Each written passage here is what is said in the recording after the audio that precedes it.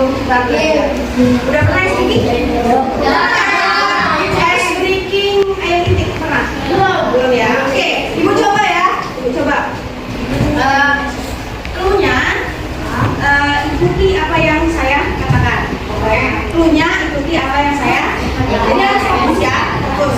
Jadi apa yang saya katakan? Ikuti. Oke? Ikuti apa yang saya katakan. Jadi apa yang saya katakan? Ikuti. Ayam ayam itik itik. Ayam itik ayam itik. Paham ya? Ulangi lagi. Ayam itik ayam itik ayam ayam. Berapa jumlah ayam? Kau udah pernah tahu? Kita langsung semua.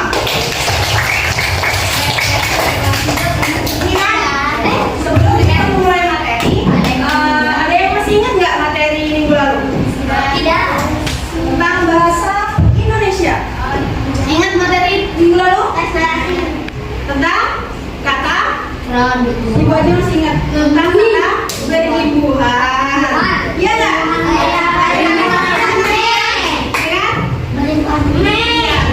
Kata beribuhan. Coba kalau kata beribuhan, contoh mendapatkan kata beribuhan medankan. Jadi kalau kata apa lagi ya?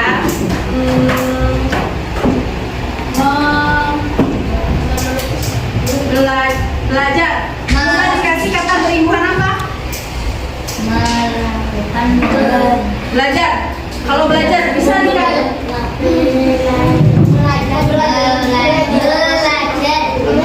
Kalau kata beribuhan belajar bisa dikasih kata beribuhan apa? Bisa. Kita masuk materi sekarang. Sekarang kita mempelajari tentang jenis-jenis paragraf berdasarkan isinya. Sudah pernah belajar? Nah, paragraf berdasarkan isinya biasanya dia lebih ke tujuannya apa sih? Paragraf paragraf kelima ini tujuannya untuk apa? Jadi paragraf narasi nanti tujuannya untuk apa? Terus paragraf deskripsi tujuannya untuk apa dan selanjutnya. Oke, paragraf berdasarkan isinya dia ada 5. Paragraf apa aja?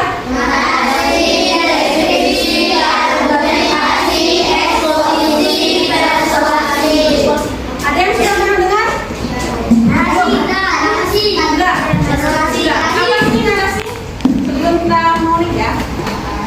Apa?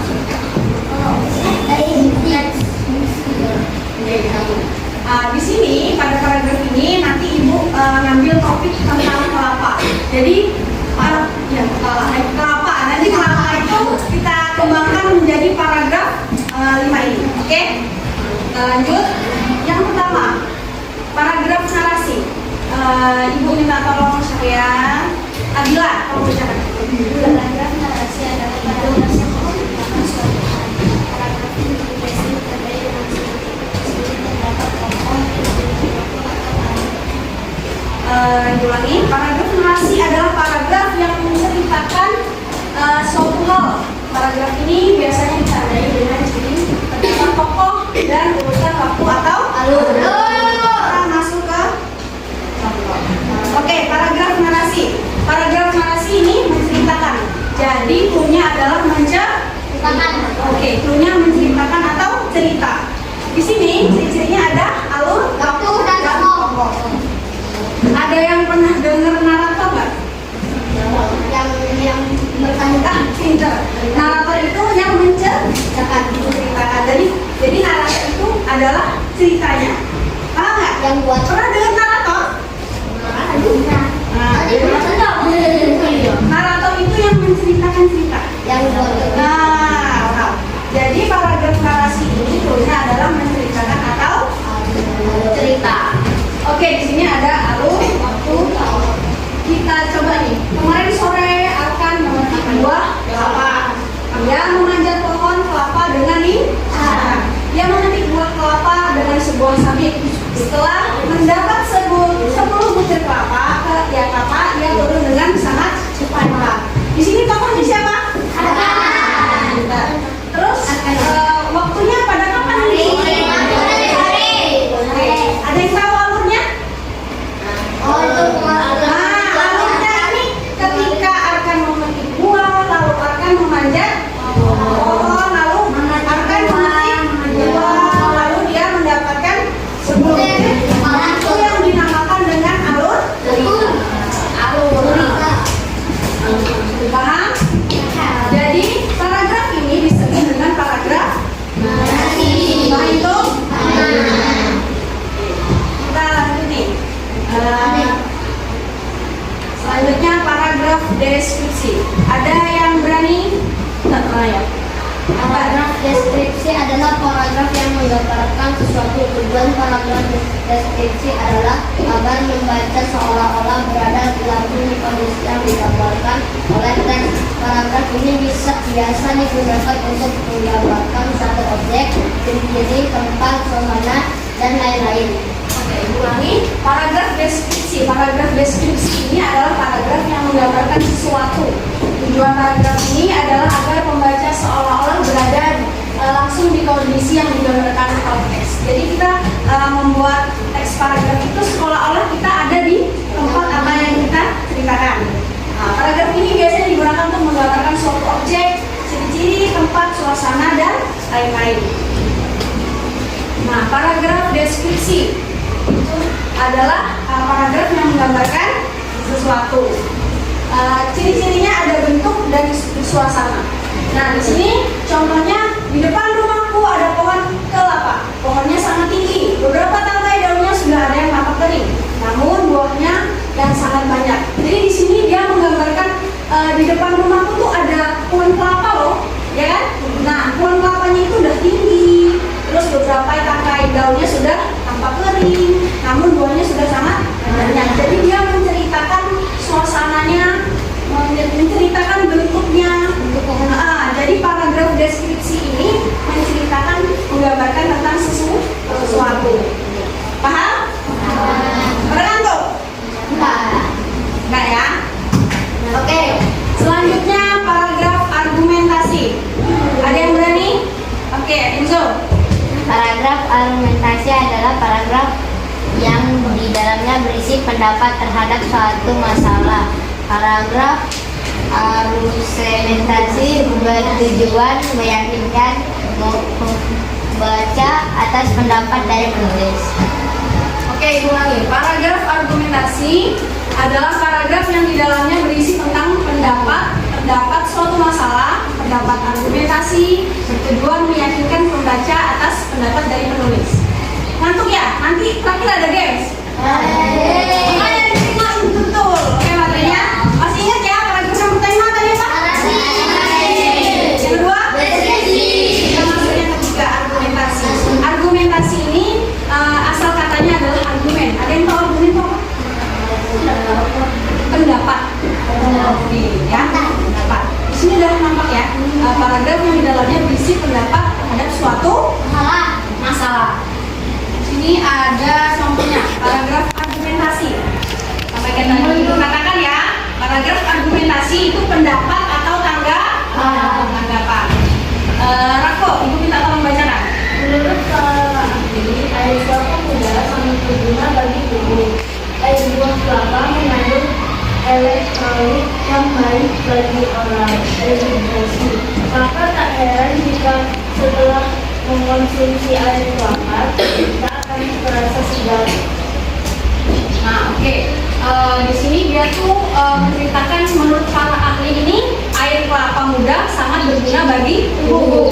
Air kelapa mengandung elektrolit yang baik bagi orang dehidrasi. Maka tak heran jika setelah mengonsumsi air kelapa tubuh kita akan terasa segar. Jadi paragraf argumentasi ini adalah paragraf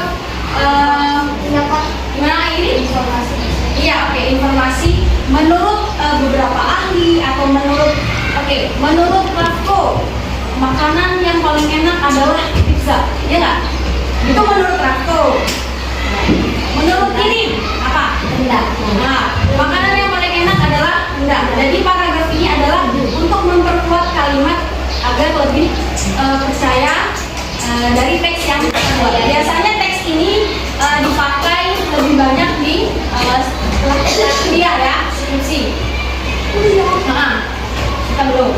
Oke, selanjutnya paragraf eksposisi. Paragraf eksposisi adalah paragraf yang isinya menjelaskan sesuatu. Nah, paragraf eksposisi biasanya digunakan untuk menjelaskan tata cara, pengertian, jenis, manfaat, proses, dan lain-lain. Kemarin antum sudah buat prosedur ya? Ya. Nah, itu kalau itu dibuat paragraf itu disebut dengan paragraf paragraf eksposisi. Sudah buat kemarin kan paragraf? Ya. Kalau itu dibuat paragraf itu termasuk paragraf eksposisi karena itu adalah proses pembuatan. Nah, kita masuk paragraf eksposisi adalah paragraf yang menjelaskan sesuatu. Boleh proses, boleh pengertian, boleh jenis-jenis.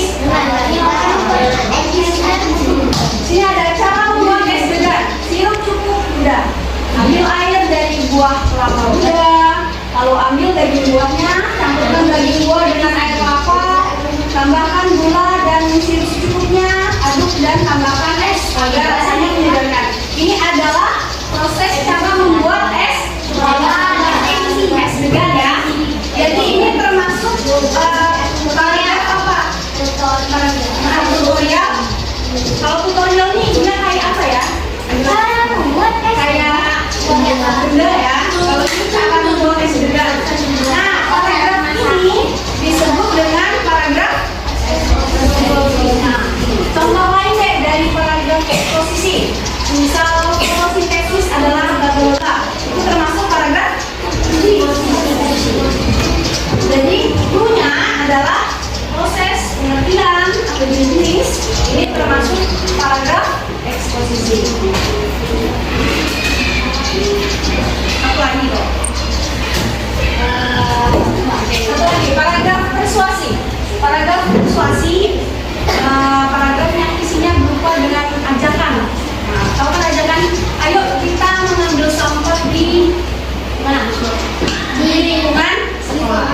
Nah, itu termasuk paragraf persuasi. Ayo kita ambil sampah. Ayo kita bantu ibu dek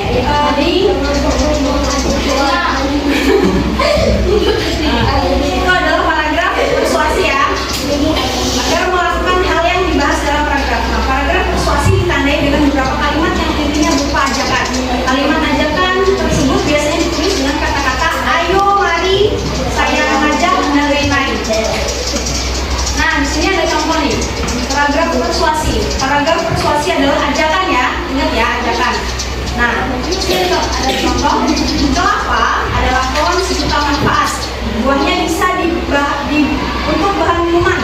Batangnya digunakan sebagai bahan bangunan. Akarnya sangat kokoh untuk menahan abrasi dan erosi. Namun, sekarang pohon kelapa sudah mulai berkurang jumlahnya. Oleh sebab itu, marilah kita menanam pohon kelapa. Nah, kalimat paling bawah oleh sebab itu, marilah kita menanam pohon kelapa itu termasuk paragraf ajakan. Apa ya? Persuasi atau paragraf ajakan. Jadi kalau ada kata mari, ayo, atau saya ingin mengajak siapa ya, Diksi ke pasar, itu adalah paragraf persuasi. Ingat ada lima tadi? Ingat nggak? Banyak banget ya kalimatnya.